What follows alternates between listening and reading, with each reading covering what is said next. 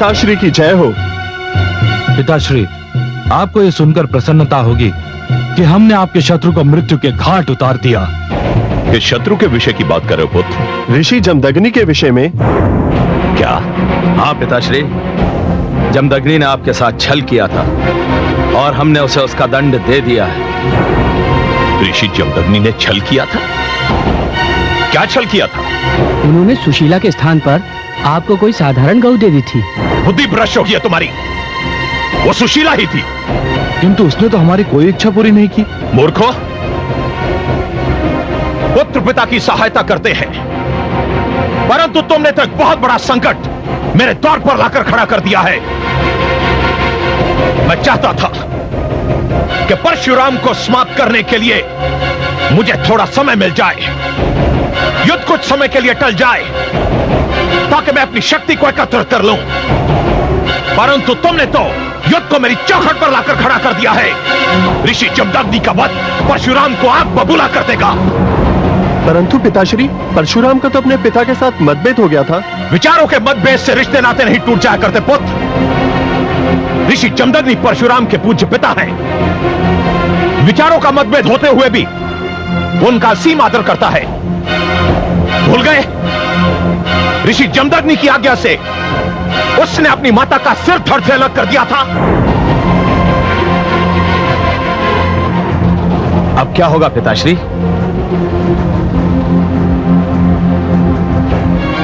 मुझे सोचने दो, मैं एकांत चाहता हूं। प्रणाम। प्रणाम पिताश्री।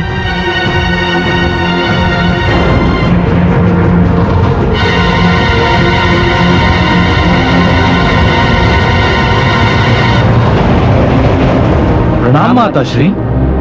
आयुष्मान भव।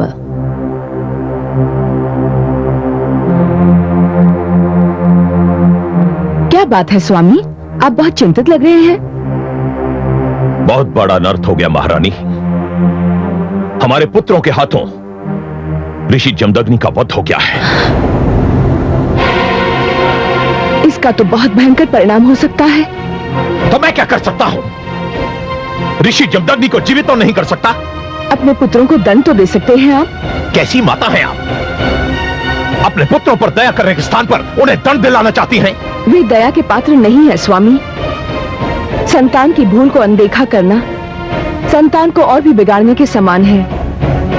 कोई दूसरा संतान को दंड दे, इससे अच्छा है कि माता पिता स्वयं अपनी संतान को दंड दें। किसमें इतना साहस है कि मेरे होते हुए मेरी संतान को दंड दे? परशुराम को भूल रहे हैं आप। उसमें इतना साहस कहां कि वो मेरे सम्मुख आए। वो आपके सम्मुख आ चुका है स्वामी। उस समय मैं तैयार नहीं था, और अब वो पहले से अधिक तैयार है। अब परशुराम से अत्यधिक प्रभावित दिख पड़ती है महारानी। जब वो पहली बार मेरे सामने आया था, तब मैंने उसे पुत्र कहकर पुकारा था। तो फिर उसी पुत्र की शरण में क्यों नहीं चली जाती आप? आपका परामर्श अनुचित नहीं है।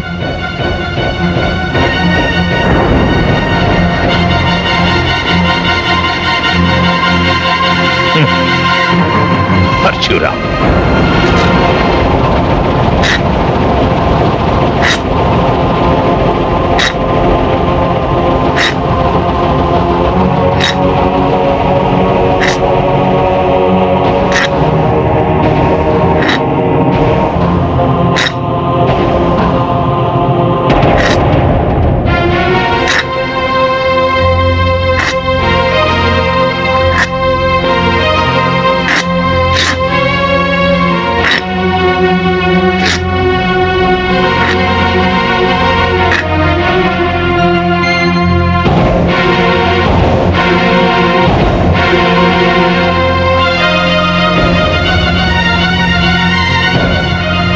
महारानी मृण्मयी, आप? हाँ पुत्र, मैं तुमसे कुछ मांगने आई हूँ। जानता हूं। यदि आप अपने पति और पुत्रों के लिए जीवन दान मांगने आई हैं, तो मेरी विनती है, ना मांगिएगा। आपकी मांग को अस्वीकार करते हुए मुझे बहुत दुख होगा। और यदि मैं क्षमादान मांगू तो? क्षमादान किसके लिए महारानी? स्वयं आपने तो कोई ऐसा कार्य नहीं किया जिसके लिए आपको क्षमा की आवश्यकता हो। और सहस्रार्जुन और आपके राजकुमारों को क्षमा करने का कोई प्रश्न ही नहीं उठता। वे स्वयं तुमसे क्षमा मांगे तब भी?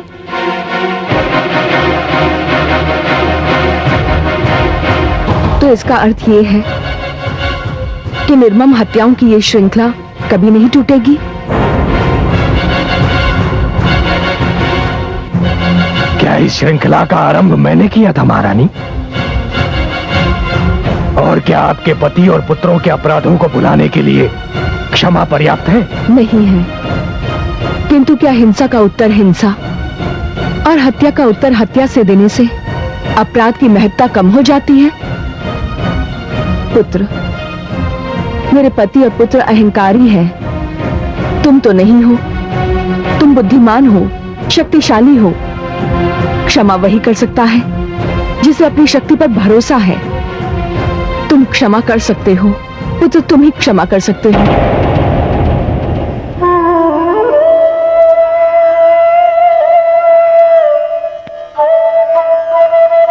महारानी, आप इतनी दूर मेरे पास चलकर आई हैं। आपने मुझे पुत्र कहकर पुकारा है।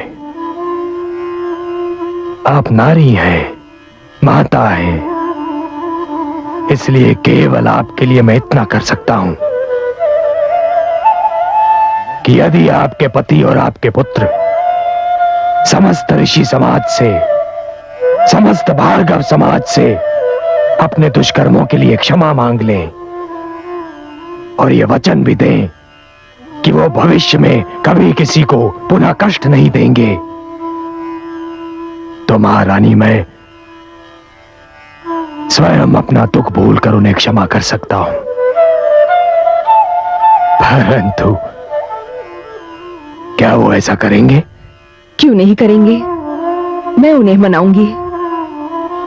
तुम्हारा धन्यवाद पुत्र। मैं उन्हें तुम्हारा प्रस्ताव मानने पर बाध्य करूंगी। मैं चलती हूं पुत्र।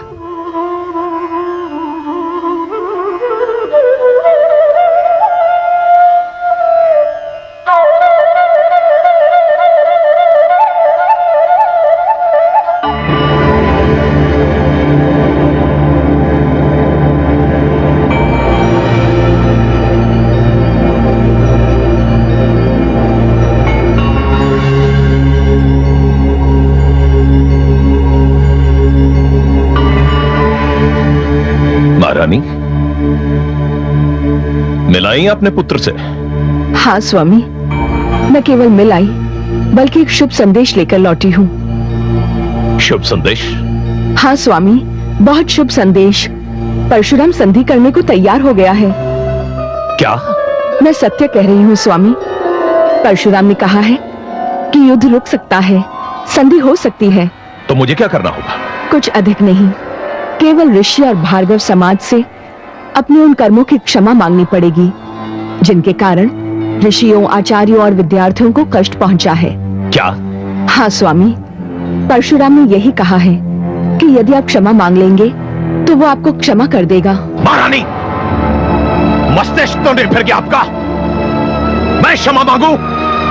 सम्राट शस्त्रार्जुन क्षमा मांगे? वो सम्राट शस्त्रार्जुन जिसने इतिहास में पहली बार क्षत्रिय शक्ति की प्रभुसत्ता स्थापित की है, क्षत्रिय धर्म को पालन करने का सर्वोच्च नियम बना दिया है, अपने यश की पताका चारों दिशाओं में फैला दिया है। क्षत्रियों के सिर झुकाने के इस प्रयास को शुभ संदेश कहती हैं आप? महाराज, शांत होकर सोचिए। ऋषियों के विरुद्ध आपका क्रोध आपकी निजी समस्या थी जिसे आपने जातिवादिता के संघर्ष में परिवर्तित कर दिया। कहना क्या चाहती हैं आप? स्वामी, आपने स्वार्थ और निजहित के लिए जो कुछ भी किया वो आने वाली पीढ़ियों के लिए अभिशाप बन सकता है। जातिवाद का रोग यदि समाज के रक्त में घुल गया तो इसके परिणाम बहुत भयंकर हो सकते हैं। आप भविष्य से खिलवाड़ कर रहे हैं स्वामी। आप अकारणी भविष्य की चिंता किए जा रही हैं महारानी। हम वर्तमान में जीते हैं। मुझे भविष्य की चिंता है क्योंकि मैं एक माता हूं और जानती हूं कि हम और आप वर्तमान हैं, किंतु हमारे पुत्र भविष्य हैं और इस भविष्य को मैं बहुत बड़े संकट में देख रही हूं। क्या देख रही हैं आप?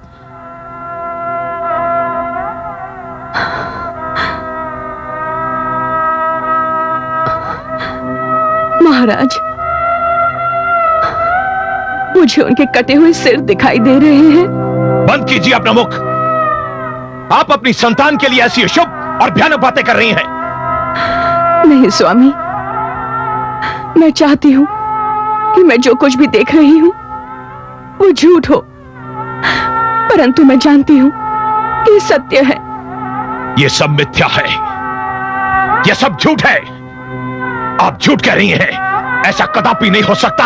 आप असत्य बोल रही हैं। और यदि ये सत्य है तो हे ईश्वर, मुझे अभी इसी क्षण इस धरती से उठा ले, क्योंकि मैं अपने पुत्रों का ये परिणाम नहीं देख पाऊंगी। उठा ले प्रभु, मुझे उठा ले।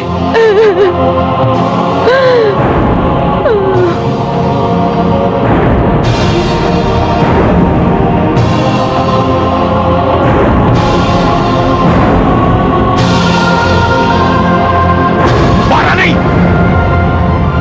महारानी, महारानी, महारानी।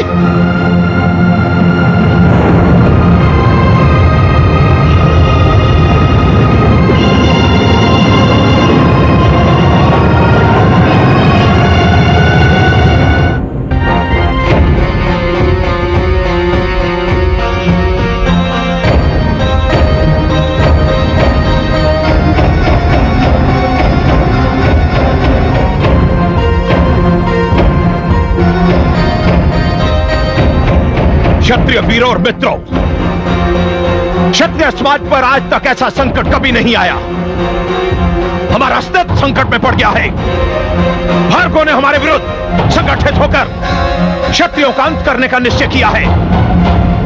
ब्राह्मण आचार्य बनने के स्थान पर शासक बनना चाहते हैं।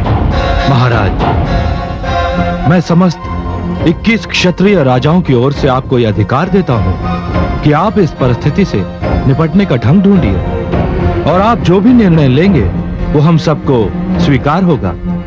धन्यवाद मित्रों, आपने मुझ पर जो विश्वास प्रकट किया है मैं उसका आभारी हूं। इस संकट से निपटने का एक ही उपाय है, हम एक साथ मिलकर रहें, एक साथ युद्ध करें। भार्गव संगठन का उत्तर केवल क्षत्रिय एकता है।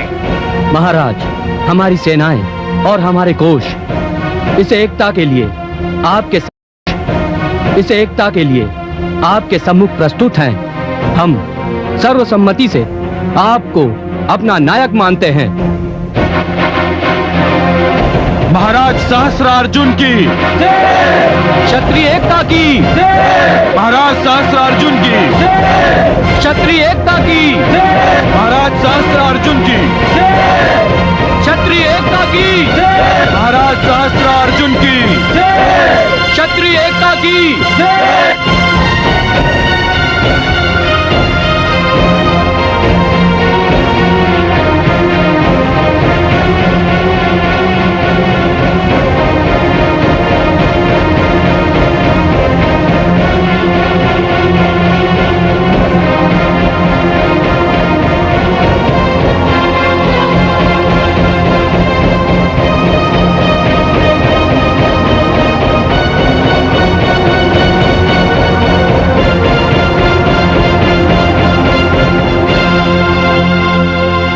यशस्वी भव।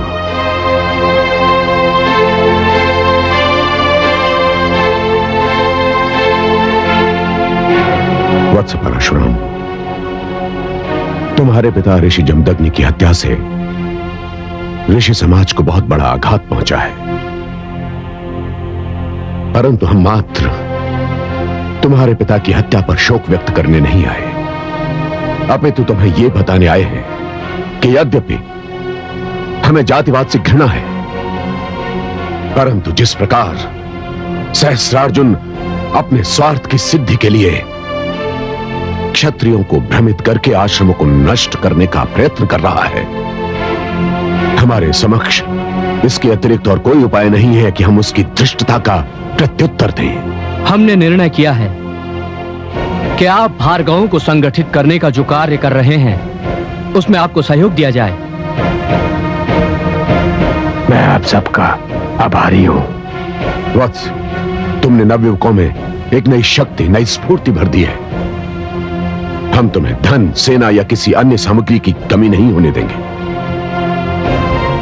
हम सहस्रार्जुन का सामना करने के लिए भली भांति तैयार हैं। मैं पुनः एक बार आप सबका आभार प्रकट करता हूं। वत्स परशुराम,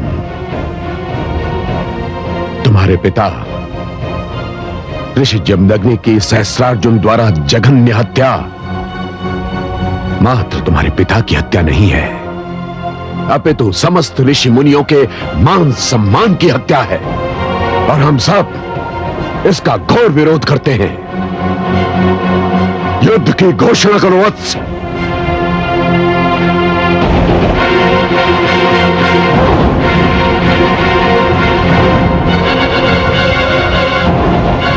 जो आज्ञा ऋषिवर, जो आज्ञा।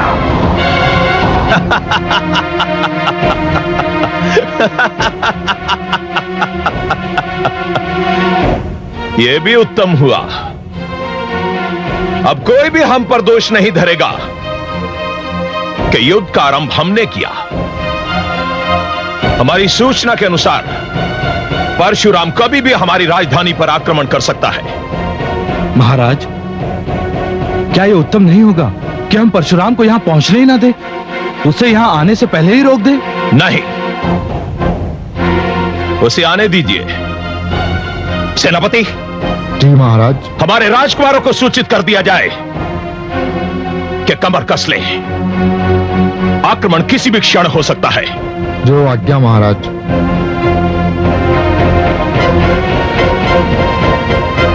परशुराम,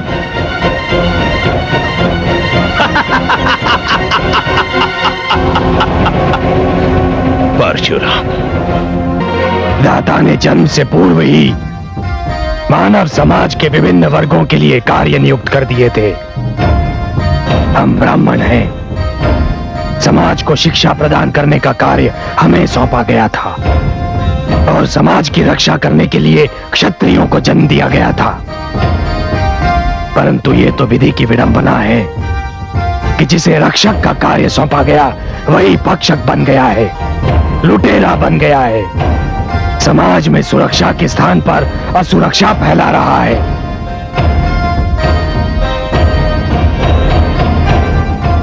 जिन हाथों में पुस्तक होनी चाहिए थी, आज उन हाथों में खड़ग है। जो हाथ आशीर्वाद देने के लिए बने थे, यदि आज उन हाथों में शस्त्र दिखाई दे रहे हैं तो इसमें हमारा कोई दोष नहीं है। हे शिव शंभो, ये तो समस्त संसार जानता है कि हमें ऐसा करने पर विवश कर दिया गया है। मित्रों, ये जान लीजिए कि किसी भी सेना की शक्ति होती है उसके अस्त्र और शस्त्रों में। सहस्त्रार्जुन की सेना नवीनतम शस्त्रों से लेस है। यदि हम सहस्त्रार्जुन का शस्त्रागार नष्ट कर देते हैं तो उसकी शक्ति आधी रह जाएगी। मित्रों, हम सहस्त्रार्जुन के शस्त्रागार पर आक्रमण करेंगे, उसके समस्त शस्त्रों को लूट लेंगे और उसके शस्त्रागार को फूंक देंगे। हर हर महादेव।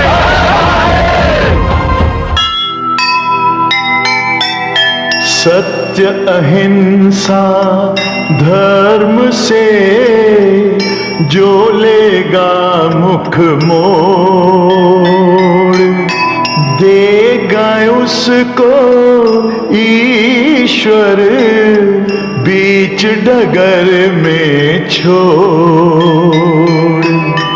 गगरी अत्याचार की जब मुख तक भर जाए, समझो वो दिन है निकट, जिस दिन होगा न्याय, जिस दिन